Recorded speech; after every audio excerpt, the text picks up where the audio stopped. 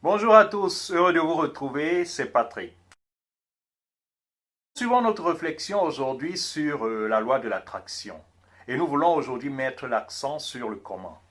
D'après le livre d'Andrew Capp, The Last Law of Attraction Book You Will Ever Need to Read, en d'autres termes, le dernier livre sur la loi de l'attraction que vous aurez besoin de lire, tout dans l'univers est composé d'énergie.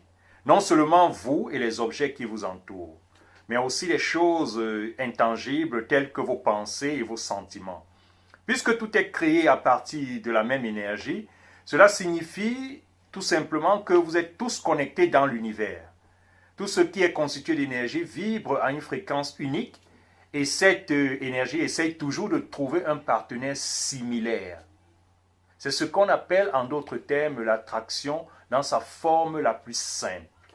Donc si vous pensez au partenaire parfait par exemple, cette fréquence sera envoyée dans l'univers et l'univers vous fera tout ce qui est en son pouvoir pour vous attirer quelque chose qui correspond à cette pensée-là, c'est-à-dire le partenaire idéal. Cela signifie que vos pensées peuvent vraiment devenir réalité. Vous devez en prendre conscience. Vous êtes un aimant et les signaux que vous envoyez dans l'univers attireront ce que vous avez signalé. Ceci, bien sûr, fonctionne à la fois dans le positif comme dans le négatif. Alors, qu'est-ce que nous pouvons dire? Tout ce que vous voulez existe déjà. Pour l'univers, le temps n'existe pas. La notion de temps n'est pas une notion qui est concrète dans l'univers. C'est juste un moment éternel de maintenant. Et comme l'énergie ne peut être détruite, elle peut tout simplement être transformée, vos désirs, vous pouvez aussi le dire, existent déjà quelque part. Même si elle n'a pas encore pris la forme d'une belle maison, d'une belle voiture ou d'un partenaire idéal. En vous réglant tout simplement sur la bonne fréquence, vous pouvez matérialiser vos désirs. La grande question, et je sais, j'entends déjà les gens qui me le disent, c'est comment? Parce que effectivement, la loi de l'attraction n'est pas toujours quelque chose d'évident. La plupart des livres sur la loi de l'attraction vous diront ce que vous devez faire pour obtenir ce que vous voulez. Mais ils ne vous disent pas souvent comment le faire. Par exemple, vous avez entendu la notion d'être aligné, d'être en alignement complet. Mais qu'est-ce que ça peut vouloir dire concrètement? Alors voilà ce que nous voulons un peu explorer aujourd'hui. Vous voulez garder l'écoute jusqu'à la fin de la vidéo pour que désormais vous puissiez utiliser cette loi de l'attraction à votre avantage. Voilà ce que nous vous proposons. Mais en attendant, je vous demande encore, si vous ne l'avez pas encore fait, de liker la vidéo, de la partager et surtout de vous abonner à la chaîne. Parce qu'ici, nous ne vous cachons rien. Nous vous donnons tous les éléments. Toute la vérité est dans les livres. Et il faudrait aller s'en acquérir pour notre bien-être. C'est ce que nous avons choisi de faire, de manière bénévole. Alors si ça vous parle, abonnez-vous à la chaîne et partagez pour que le plus grand nombre puisse en bénéficier. La deuxième raison pour laquelle beaucoup d'entre vous n'ont pas toujours trouvé satisfaction par rapport à la loi de l'attraction est certainement parce que, au fond de nous-mêmes, au fond de vous, il y a un grain de doute. Il est difficile de croire à quelque chose qu'on n'a pas vu, qui n'est pas tangible, qui n'est pas visible. C'est comme ça que nous sommes faits, malheureusement. Mais il faut changer cet état. C'est juste la nature humaine. Et cela peut s'expliquer par la façon dont notre esprit fonctionne. Je vous ai dit qu'on allait prendre un peu référence sur le livre d'Andrew Capp qui lui nous dit que notre esprit, en général l'esprit humain, a trois composants, qui est le conscient, le subconscient et l'ego. Évidemment, si on rentre dans une étude un peu plus approfondie des esprits, on pourra trouver d'autres instances, mais ce n'est pas ça notre objet aujourd'hui. L'esprit conscient se comporte de tout ce dont vous êtes conscient, ce que vous êtes capable de contrôler. L'esprit subconscient est tout le reste, tout ce dont vous n'êtes pas conscient. Et c'est pourquoi il est plus étroitement aligné avec l'univers. C'est la partie la plus puissante de votre esprit. Une fois qu'il a accepté quelque chose et qu'il a mis quelque chose en lui, il fera naître ce que vous voulez, que vous le vouliez ou non. Quand quelque chose est dans votre subconscient, il vous, d'une certaine manière, détermine plus que ce que vous ne pouvez l'imaginer. Parce que vous n'en avez même pas conscience. Il agit sans que vous n'ayez conscience. L'ego est plus puissant que le conscient, mais moins puissant que le subconscient. Et c'est généralement l'ego qui est la clé. C'est l'ego qui nous empêche de réaliser parfois la loi de l'attraction. Parce que, après tout, l'ego, c'est quoi son rôle? Le rôle de l'ego est de vous garder en vie. Et lui, il se préoccupe uniquement de ça. C'est tout ce qu'il sait faire. Et ce que vous êtes en train de faire en ce moment, pour l'ego, c'est ce qui est bien. Parce qu'il sait que vous êtes en vie, en ce moment précis. Et il ne veut pas que cela change. En d'autres termes, c'est ce qu'on appelle la zone de confort. Votre ego est confortable où il est. Tout ce qui va au-dessus, il est inconfortable. Et tout ce qui va en deçà, il n'est plus content.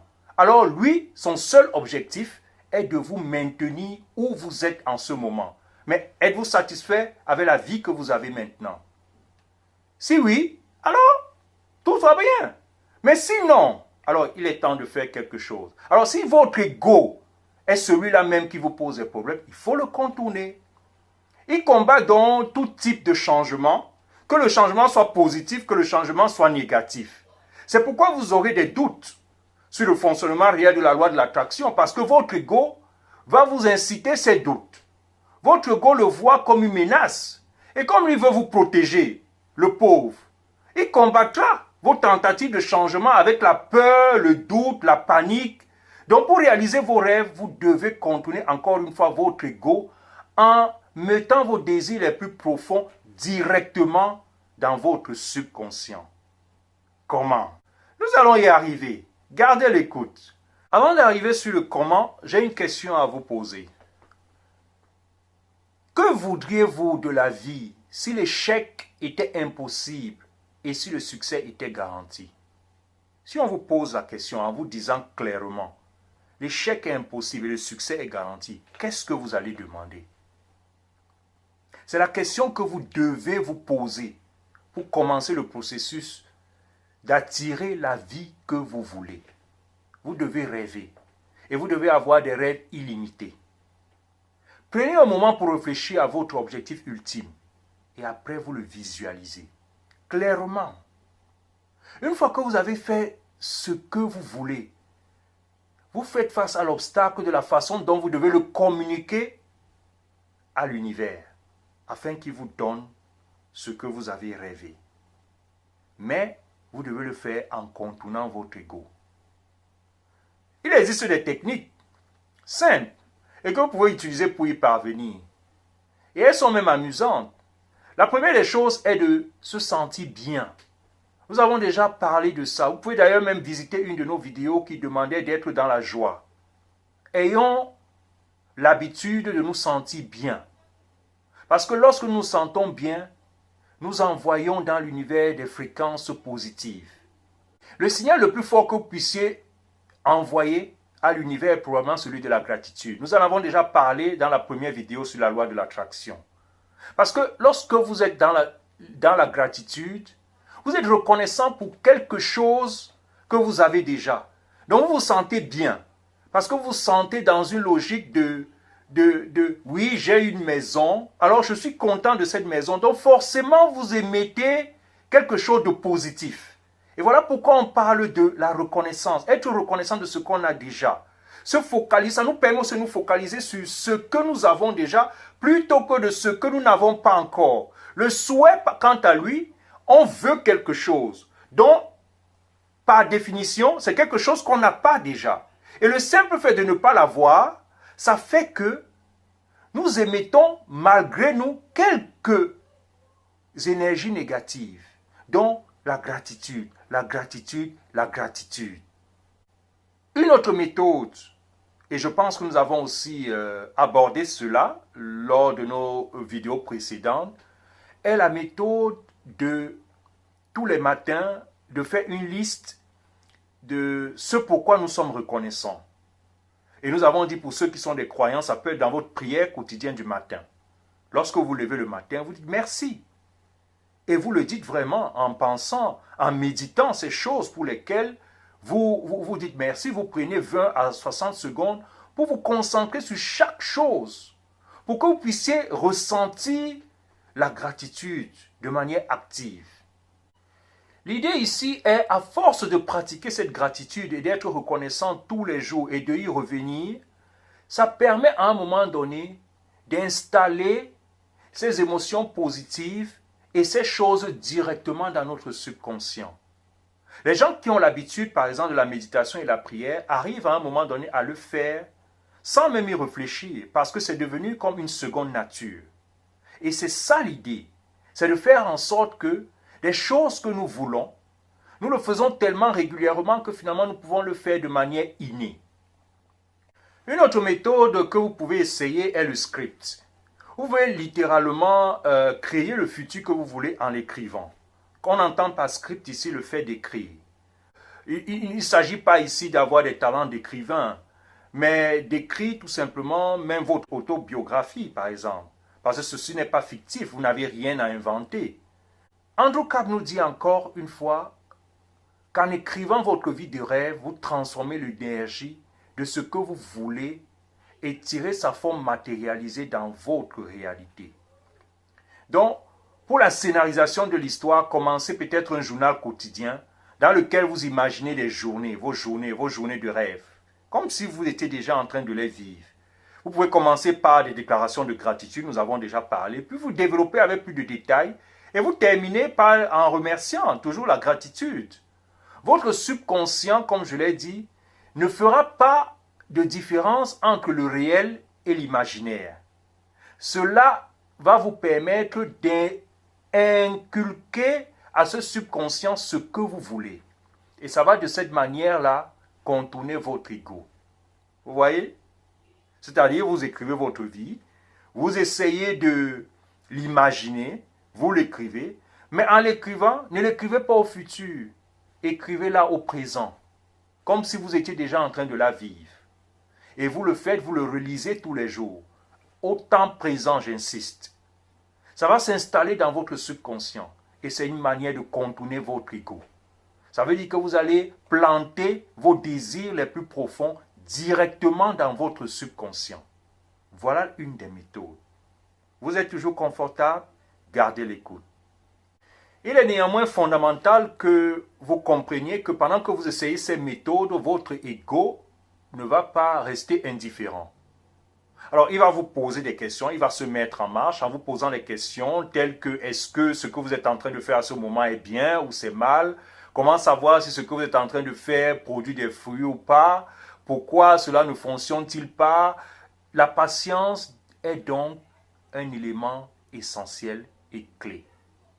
Vous ne ressentirez pas le changement tout de suite, mais cela se produira parce qu'il se produit déjà. Mais seulement vous n'avez pas encore conscience parce que ça n'a pas encore atteint la dimension de votre conscience. Puisque c'est votre inconscient qui a planté cela dans l'univers, votre inconscient, lui, il va ressentir les bénéfices en premier. Et ce n'est que plus tard que cela va remonter à la surface de votre conscience. Donc, patience.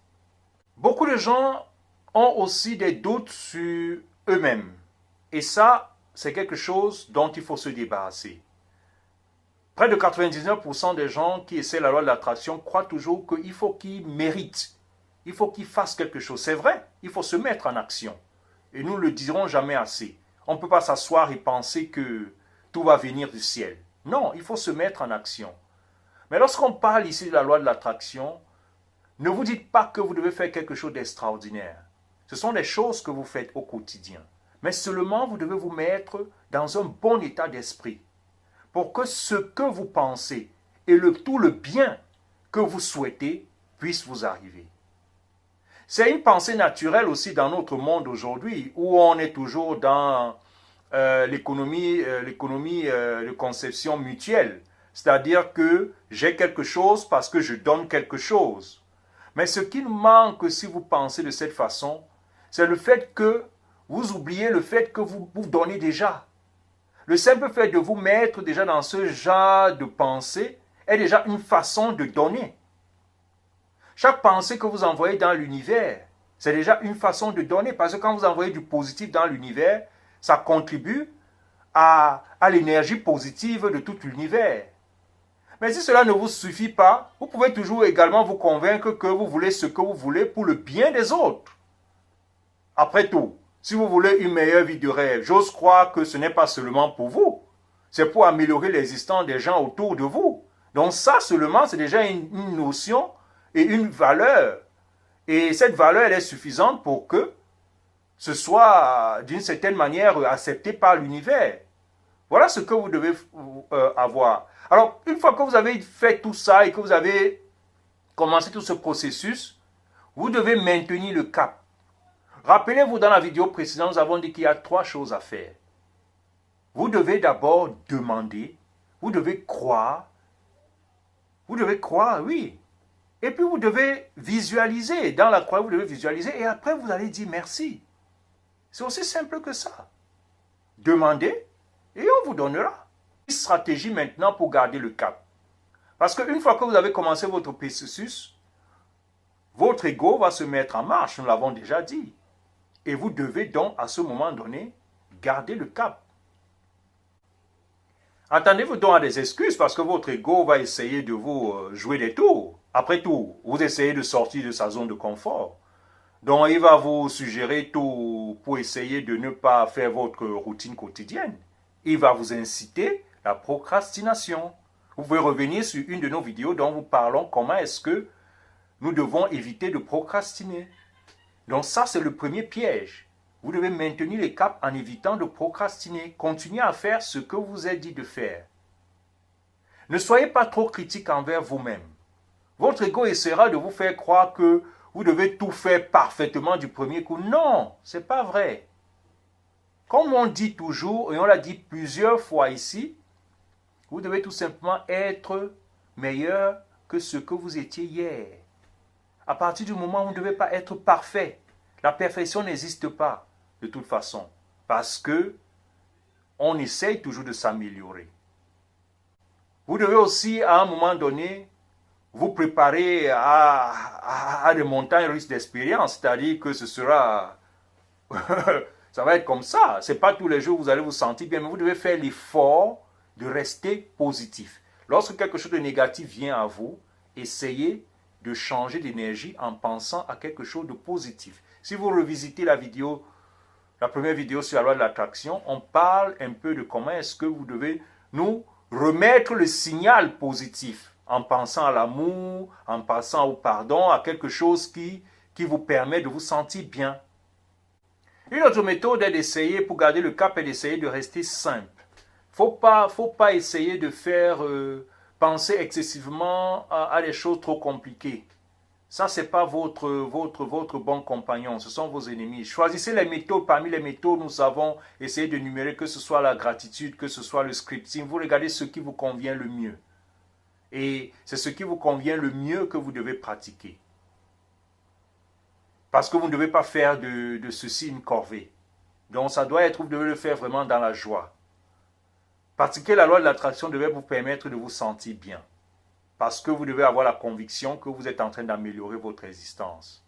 Il faut aussi arrêter de vous soucier des mécanismes de comment est-ce que ça va se faire, et tout ce qui est compliqué. Non, faites confiance à la nature, faites confiance et essayez tout simplement de faire ce que vous avez à faire. Le reste, vous le laissez à l'univers. Le comment, ce n'est pas votre affaire. Quoi qu'il en soit, les amis, voilà ce que nous avions pour vous aujourd'hui. Et nous vous invitons à aller le pratiquer. Mettez-le en pratique. Essayez et dites-nous en commentaire ce que vous en pensez. Sur ce, les amis, n'oubliez pas, le plus important, c'est de liker, de partager pour que les autres en bénéficient et de vous abonner. Comme ça, vous ne raterez rien de nos prochaines vidéos. Take care.